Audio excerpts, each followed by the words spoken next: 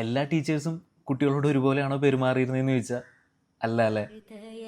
മുഖവും ഇരിക്കുന്ന ബെഞ്ചും മുടിയുടെ നീളവും കിട്ടുന്ന മാർക്കും നോക്കി സ്നേഹവും ചിരിയും അളന്നു കൊടുക്കുന്നവരുണ്ട്.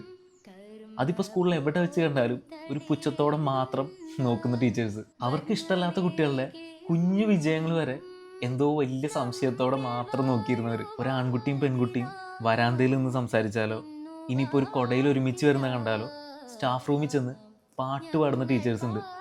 അവൾക്ക് ഇത്തിരി ഇളക്കം കൂടുതലാണെന്ന് പറഞ്ഞ് കുട്ടികളാണെന്ന് പോലും ആലോചിക്കാതെ. ഒരിക്കലും ഇപ്പം എന്തെങ്കിലും ഒരു കാരണം കൊണ്ട് അവരുടെ കണ്ണിൽ കരടായവർ പിന്നെ ആ സ്കൂളിൻ്റെ പടി ഇറങ്ങുന്നത് വരെ അങ്ങനെ തന്നെ ആയിരിക്കും. കുട്ടികളാണെന്ന് വെച്ച് ക്ഷമിച്ച് എപ്പോഴേലും ഒന്ന് ചിരിച്ച് സംസാരിച്ചിരുന്നെങ്കിൽ അവരെത്രയോ കാര്യത്തിന് മുന്നിലേക്ക് വന്നേനെ.